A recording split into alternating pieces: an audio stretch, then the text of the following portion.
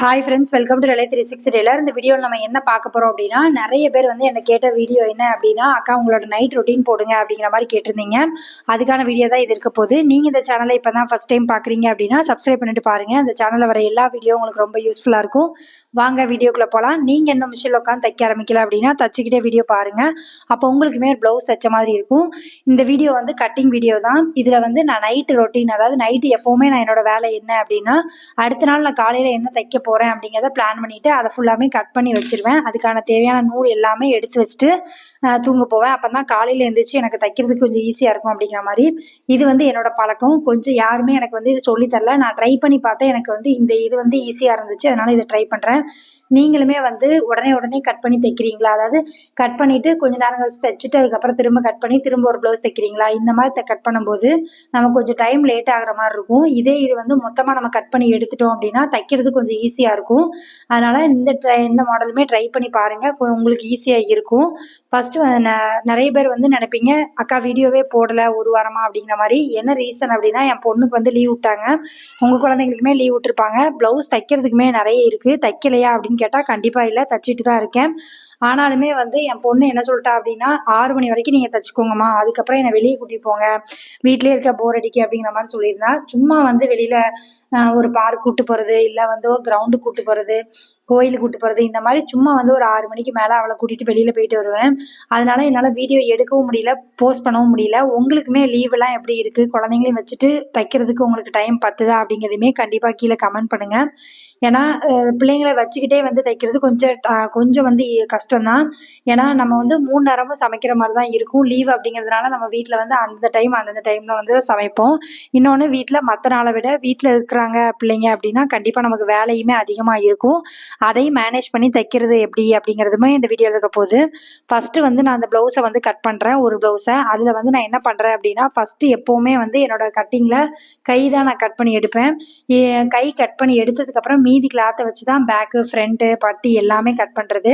நான் வந்து எந்த ப்ளவுஸ்க்கு பார்டர் இருந்தாலும் இல்லாட்டாலும் 1 இன்ச்சாவது 1.5 இன்ச்சாவது நான் மார்க் பண்ணிவிட்டு அதுக்கப்புறம் தான் கை எடுப்பேன். ஏன்னா ஒரு சில கஸ்டமர் வந்து இடையில சொல்லியிருப்பாங்க, ஒரு இன்ச் வந்து ஹைட்டு கூட்டுக்கக்கா அப்படிங்கிற மாதிரி. நான் அது ஞாபகம் இல்லாமல் கட் பண்ணிட்டேன் அப்படின்னா அது யூஸ் ஆகும் அப்படிங்கிறதுக்காக பேக் சைடுமே கட் பண்ணுறேன். பேக் சைடில் வந்து நம்ம என்ன தப்பு பண்ணுவோம் அப்படின்னா, 2 இன்ச் வந்து நமக்கு வந்து மடிச்சடிக்கிறதுக்காக விட்டுருப்போம். அது போக கஸ்டமர் எதுவும் ஹைட்டு கூட்டி கேட்டிருக்காங்க அப்படின்னா அதுக்கு தக்கன நமக்கு வந்து கண்டிப்பாக நம்ம அளவு வந்து வைக்கணும். அதே மாதிரி பேக் சைடு வந்து இழுத்து அளங்க, அப்போ தான் கரெக்டான அளவு கிடைக்கும். அதுக்கப்புறமா ஷோல்டர் வந்து நம்ம வந்து அடிப்போம்ல, ஷோல்டர் கிட்ட 2ஐயும் ஜாயின் பண்ணுவோம்ல, அந்த இடத்துக்கு ஒரு 1/4 இன்ச் அதையும் சேர்த்து மார்க் பண்ணுங்கள். இந்த அளவு ப்ளவுஸில் வந்து எனக்கு எந்த மெஷர்மெண்ட்டும் மாறுறது இல்லை, அதனால நான் அதே மாதிரி மார்க் பண்ணுறேன். உங்களுக்கு வந்து ப்ளவுஸ் வந்து ஏதாவது ஆல்ட்ரு சொல்லியிருக்காங்க அப்படின்னா அதுக்கு தக்கன நீங்கள் வந்து கட் பண்ணிக்கோங்க. இதில் வந்து எனக்கு எந்த மாற்றமே இல்லை, அதனால் அளவு ப்ளவுஸை போட்டு நான் அப்படியே தான் கட் பண்ணுறேன். எப்போவுமே என்னோட மெத்தடில் தான், நான் இந்த மெத்தடில் தான் ரொம்ப நாளாக கட் பண்ணிகிட்ருக்கேன். எனக்கு எந்த பிரச்சனையுமே இல்லை. ஃப்ரண்ட் வந்து நான் கரெக்டாக வந்து மார்க் பண்ணி எடுத்துட்டேன். ஒரு சிலருக்கு வந்து ஃப்ரண்ட் வந்து எனக்கு ஷோல்டர் ஃபால் ஆகுதுக்கா, தூக்கிட்டு இருக்கு ஃப்ரண்ட் நெக்கு கிட்ட, அப்படியே பட்டன் மாட்டினதுக்கப்புறம் அந்த லூஸாக இருக்குது ஃப்ரண்ட் நெக்கு அப்படிங்கிற மாதிரி சொல்லுவீங்க. அதுக்கு என்ன சொல்யூஷன் அப்படின்னா, நீங்கள் எப்போவுமே அளவு ப்ளவுஸில் என்ன மெஷர்மெண்ட் இருக்கோ அந்த அளவில் எடுங்க. ரொம்ப அகலமாக எடுத்தாலும் உங்களுக்கு லூஸ் வர்றதுக்கு வாய்ப்பு இருக்குது. ரொம்ப வந்து நீங்கள் இறுக்கி பிடிச்சி தைச்சிங்க அப்படின்னாலும் ரொம்ப டைட்டாக இருக்கும். ஃப்ரண்ட் ஊக்கு மட்டும் டைட்டாக இருக்குக்கா அப்படின்னு சொல்லுவாங்க. அது ரீசன் வந்து நம்ம ரொம்ப ஒல்லியாக, அதாவது அகலம் கம்மியாக வந்து கட் பண்ணோம் அப்படின்னாலும் அந்த பிரச்சனை வரும்.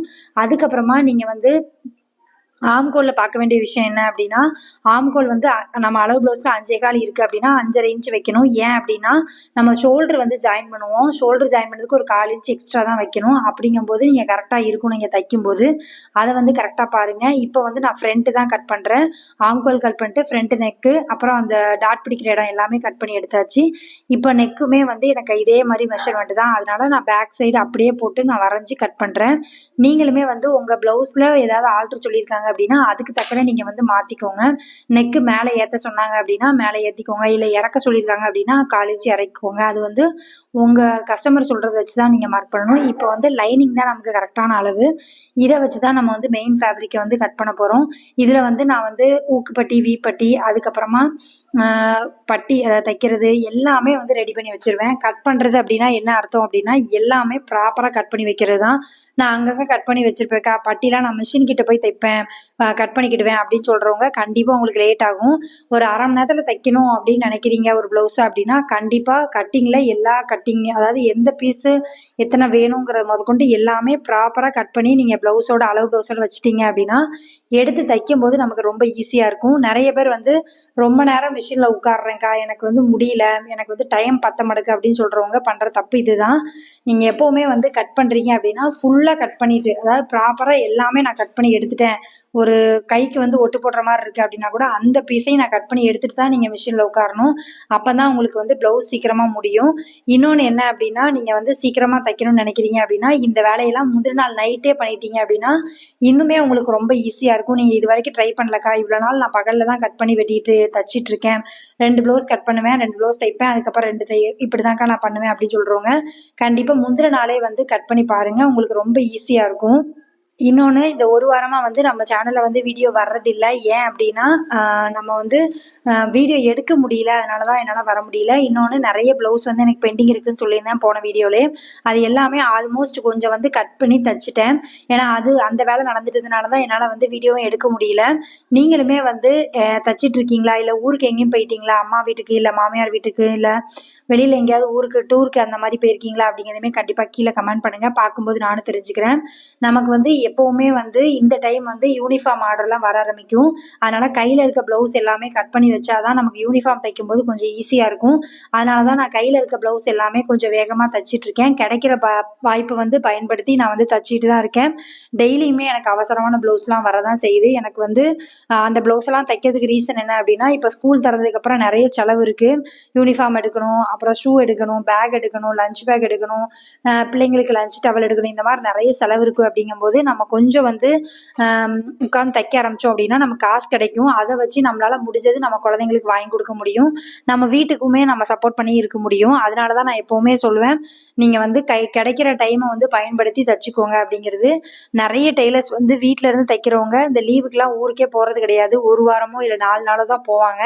நீங்கள் எப்படி அப்படிங்கிறதையுமே கீழே கமெண்ட் பண்ணுங்கள். நான் வந்து எப்போவுமே அப்படி தான், ஒரு நாள் தான் மேக்ஸிமம் வந்து சனி ஞாயிறு 2 நாள் தான், அதுக்கு மேலே நான் எங்கேயும் போகிறது கிடையாது. அப்படின்னாலும் எனக்கு வந்து எப்படியாவது ஒரு கஸ்டமர் வந்து எனக்கு அவசரம்ன்ட்டு டெய்லி வந்துடுவாங்க.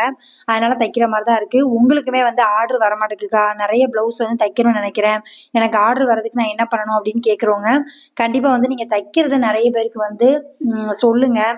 இன்னொன்று என்ன அப்படின்னா, நிறைய பேர் வந்து என்ன நினைக்கிறாங்க அப்படின்னா, ப்ளவுஸ் வந்து நார்மல் ப்ளவுஸ் மட்டும் தைச்சா போதும் அப்படிங்கிற மாதிரி நினைக்கிறீங்க. நார்மல் ப்ளவுஸ் மட்டும் இல்லை, நம்ம வந்து நிறைய டிசைனுமே கற்றுக்கணும். ஏன்னா இந்த தொழிலில் வந்து நிறைய டிசைன் வந்து வீட்டில் இருக்கிறவங்களே நிறைய பேர் தைக்கிறாங்க. அதை வந்து பார்க்கும்போது கொஞ்சம் கஷ்டமாக இருக்கிற மாதிரி இருக்கும். இவ்வளோ இந்த டிசைனாக நான் எப்படி வைப்பேன் அப்படிங்கிற மாதிரி இருக்கும்.